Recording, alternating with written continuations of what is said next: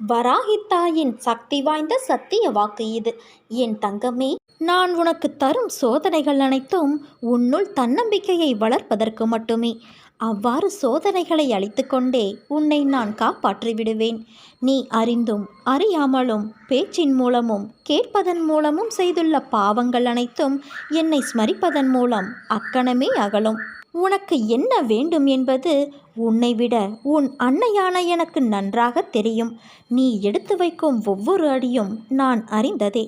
யாரும் இல்லாத இடத்தில் கூட உன் அன்னையான நான் உன்னை கவனிப்பேன் என்பதை நீ அறிந்து கொண்டால் நீ யாருக்கும் எந்த ஒரு தீங்கும் செய்யக்கூட மனதாலும் நினைக்க மாட்டாய். கடவுள் பக்தி உள்ளவர்களாக, நல்லவர்களாக, இரக்க சுபாவம் உள்ளவர்களாக, மனசாட்சியோடு நடப்பவர்களாக இருப்பார்கள். அதே நேரம் அதிக கஷ்டங்கள், பிரச்சனைகளில் சிக்கி துன்பப்படுவதையும் பார்க்கலாம். இதற்கு காரணம் என்ன? யோசித்து பார்த்தால் இவர்கள் விரைவில் அலைப்பாகின்ற மனதுக்கு சொந்தக்காரர்களாகவே இருப்பதுதான். அலைப்பாகின்ற மனமானது சந்தேகத்தாலும் கவலை பதற்றத்தாலும் பின்னப்பட்டதாக இருக்கும். வாழ்வின் மிகப்பெரிய முட்டுக்கட்டை அவநம்பிக்கை. எப்போது ஒருவரின் வாழ்வில் நுழையலாம் என்று எதிர்பார்த்து வாசலில் படுத்து கிடக்கும் மலைப்பாம்பு எச்சரிக்கை இல்லாதவரை விழுங்கிவிடும். என் குழந்தையே, கடவுள் நன்மை செய்வார் என்ற நம்பிக்கையின்றி பயத்திலும் பதற்றம், கவலை, சுய பரிதாபத்தில் சிக்கிக்கொள்பவர்கள் இந்த நிலை தலை தூக்கும் போதெல்லாம் கஷ்டத்தை அனுபவிக்கின்றார்கள். சிலர் தங்கள் திறமையின் மீது நம்பிக்கை வைத்து கடவுளின் இயல்பான அன்பை மறந்து விடுகிறார்கள்.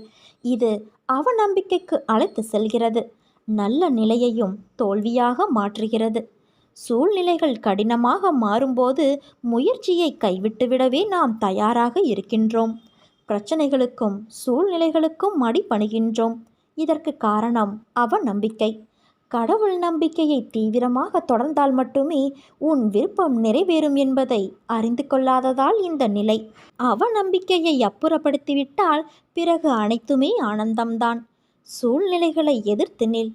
நம்பிக்கை என்கிற ஆயுதத்தை உருவாக்கிக்கொள். பிரச்சனைகளை எதிர்த்து பிரார்த்தனை செய். நிச்சயம் வெற்றி கிட்டும். யாரையும் காயப்படுத்தவோ குறைத்து நடத்தவோ செய்யாதே. இன்று நீ பலமிக்கவராக இருக்கலாம், ஆனால் காலம் உன்னை விட பலம் வாய்ந்தது. பல பேர் வாழ்க்கையை வாழ்வதற்கு தைரியமில்லாமல் இன்றும் பல துயரங்களை அனுபவித்து வருகின்றனர். ஆனால் நீயோ அனைத்தையும் கடந்து நானே கதி என்று என்னை நம்பி என்னிடத்தில் பொறுப்புகளை ஒப்படைத்து சதா சர்வகாலம் என்னை விடாமல் பூஜித்து கொண்டு இருக்கிறாய். உன்னை வழிநடத்தும் ஆசான் நான். உன்னை வாழ்க்கையில் வியக்கும் வண்ணம் உயர்த்துவதே என் கடமை. உன்னோடு உன் அன்னையான நான் இருக்கிறேன் என் குழந்தையே. நம்பிக்கை இழந்து விடாதே. அனைத்தும் என்னையே சேரும். வாழ்க்கையை இன்றுதான் புதிதாக ஆரம்பித்ததாக எண்ணி உன் அன்னையின் துணையோடு தைரியமாக மீண்டும் களத்தில் இறங்கு. இப்போது வருகிற முன்னேற்றத்தை யாரும் தடுக்க முடியாது. உன்னிடம் இருந்து ஒன்று விலகினால் அது 10ஆக பெருகி உன்னிடமே திரும்ப வரும். விடியலை பார்க்க தவித்து கொண்டு ஏங்கி இருந்த காலத்திற்கு இனிமேல் உன்னை நான் அழைத்து செல்லப் போகிறேன். நீ தயாராக இரு. சில நேரங்களில் உன் வாழ்க்கையில் கடினமான சூழ்நிலைகள் இருக்கும். ஆனால் அதற்காக என் மீது உள்ள நம்பிக்கையை நீ இழக்கலாமா? நான் உன் அருகில்தான் இருக்கிறேன். அதை நீ மறந்து விட்டாயா? நீ என்னிடம் கேட்டதை விட சிறப்பான ஒரு வாழ்க்கையை நான் அமைத்து தருகிறேன். நீ எதை பற்றியும் கவலைப்படாதே. மனதிற்குள் பல வலிகளையும் வேதனைகளையும் அதிகமாக நீ பெற்றிருப்பதால் மனமுடைந்து போயிருக்கின்றாய். நொந்து போயிருக்கின்ற உன்னுடைய மனதை தேற்றி தைரியப்படுத்தி ஆறுதலை கொடுத்து அதே மனதிற்கு சந்தோஷத்தையும் அள்ளி கொடுக்க தயாராகிவிட்டேன். மிகப்பெரிய அளவில் அற்புதம் நிகழப்போகிறது என் குழந்தையே. நம்பிக்கையோடு இரு. வாழ்க்கையில் இன்னல்கள் வந்து போவது சகஜம். அதை எப்படி மீள்வது என்பதை நினைத்து செயல்படு. பயப்படாதே. பயந்தால் அது உன்னை வீழ்த்திவிடும். ஒரு குறிக்கோளை அடைய நீயும் தினமும் அலைந்து கொண்டு இருக்கிறாய். நீ படும் வேதனையை நான் அறிவேன் என் குழந்தையே. கடினமான சூழ்நிலையிலும் உன்னிடம் யாரும் இறக்கப்படவில்லை. நீ ஓடினால்தான் தினமும் பொழுது போகும். போகும் இடமெல்லாம் உன்னை மதிப்பது இல்லை. அவர்களை நான் பார்த்து கொள்கிறேன். உன் நாவாகப்பட்டது என் நாமத்தை உச்சரித்து கொண்டு இருக்கிறது. அந்த நாவினால் அவர்களை நீ தூற்றாதே. உனக்காக நான் உன் பாரத்தை சுமந்து கொண்டு இருக்கிறேன். அதிலிருந்து உன்னை முழுவதுமாக விடுவித்து உன்னை உயர்த்தப் போகிறேன். பயப்படாதே குழந்தையே, நான் உன்னை அழைக்கிறேன். விரைவில் வந்து சேர்ந்துவிடு. உன் வருகை நோக்கி உன் அன்னையான நான் காத்து கொண்டு இருக்கிறேன் குழந்தையே. உன் காலடிப்படும் நேரம் அனைத்தும் உன்னை விட்டு பயந்து ஓடிவிடும். உன்னை வெறும் கையோடு நான் அனுப்பி வைக்க மாட்டேன்.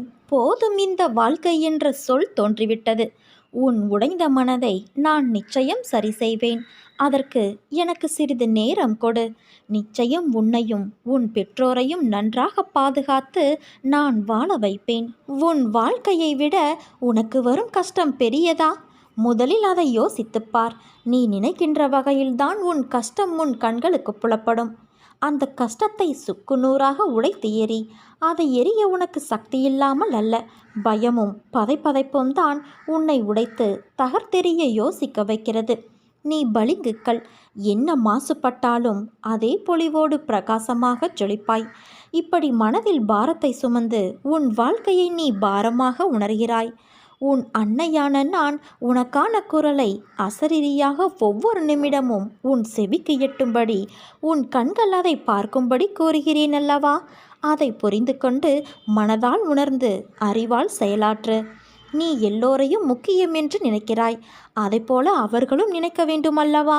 அப்படி உன்னை அலட்சியப்படுத்தியவர்கள் நிச்சயம் நீ முக்கியம், உன் சொந்தம் முக்கியம் என்று வருவார்கள். உன் அருமையறிந்து வருவார்கள். கவலை கொள்ளாதே. ஒருவர் கஷ்டத்தில் இருக்கும்போது கடவுளின் அனுக்கிரகம் கிடைப்பது மிக பெரியது. அவர்கள் புண்ணியசாலிகள். அப்படிப்பட்ட புண்ணியசாலிதான் நீ என் குழந்தையே. ஏனென்றால் கடவுளின் முழு அனுக்கிரக பார்வையும் உன் கஷ்டமான நேரத்தில் உனக்கு கிடைக்கும். அது காற்று மூலமாகவும் நீர், புல் என எந்த வகையிலும் உனக்கு கடவுளின் பேரருள் கிடைக்கும். நீ இனிமேல் கவலை கொள்ளாதே. கஷ்டம் தரும் நிலைகளையெல்லாம் உடைத்து சுக்குநூறாய் தகர்த்தெறிந்து உன்னை உனக்கே புதியதாய் தோன்ற வைப்பேன். புதிய வாழ்க்கையை புதிய புத்துணர்ச்சியோடு ஒரு நல்ல எதிர்காலத்தை நீ பெறுவாய். என் தங்கமே, எல்லா விஷயங்களையும் நான் ரகசியமாகவே செய்து தருவேன். யாருடைய கண்களில் கண்ணீர் துளிகள் கசிந்து உருகி ஓடுகின்றனவோ அவர்கள் ஆத்மார்த்தமாக வேண்டுகிறார்கள். மற்றவர்கள் அந்த அவசியத்தில் இல்லை என்பதால் மேம்போக்காக வேண்டுகிறார்கள். எந்த வெள்ளம் புரண்டு வருகிறதோ அந்த வெள்ளம் வழிகளை உண்டாக்குகிறது. எங்கே நீர்வரத்து இல்லையோ அங்கே வழிகள் உண்டாவது இல்லை. இதுதான் கண்ணீரோடு வேண்டுகிற வேண்டுதலுக்கும் கடமைக்காக வேண்டுகிற வேண்டுதலுக்கும் இடையேயுள்ள வித்தியாசம். என்னிடம் இருந்து பற்றி கொண்டாயே என கேட்டு அழாதே. நீ என்னை பற்றி கொண்டு என்னிடம் இருக்கிறாயே, நான் என்ன பேறு பெற்றவன் என எண்ணி அழுது என்னை போற்று. என்னை வணங்குவதற்காக பூஜை புனஸ்காரங்கள் செய்வதையும் பிறர் பாராட்ட நடந்து கொள்வதையும் தவிர்த்துவிடு. நான் இதை விரும்புவது இல்லை. வெளிப்படையான ஆடம்பர வழிபாட்டுக்கு நான் முக்கியத்துவம் தருவது இல்லை. காரணம், அதை செய்வதற்கான பலனை உடனே அடைந்து விட முடியும். அதற்கு மேல் பலனை எதிர்பார்க்க முடியாது அல்லவா? ஆத்மார்த்தமாக இதயத்திற்குள் என்னை குடியேற்றி அங்கே என்னை வழிபடு. அப்போது உன் மனதும் செயலும் யாருக்கும் தெரியாது. அனைத்தும் ரகசியமாக இருப்பதால் நானும் எல்லா விஷயங்களையும் ரகசியமாகவே செய்து தருவேன். ஆனால் ஒன்று மட்டும் நினைவிருக்கட்டும், யாரையும் உன் தேவைக்காக பயன்படுத்திவிட்டு தேவை முடிந்ததும் தூக்கி எறிந்து விடாதே. ஏனென்றால் உன் வாழ்க்கை இன்னும் முடியவில்லை. அதனால் சிந்தித்து செயல்படு என் குழந்தையே.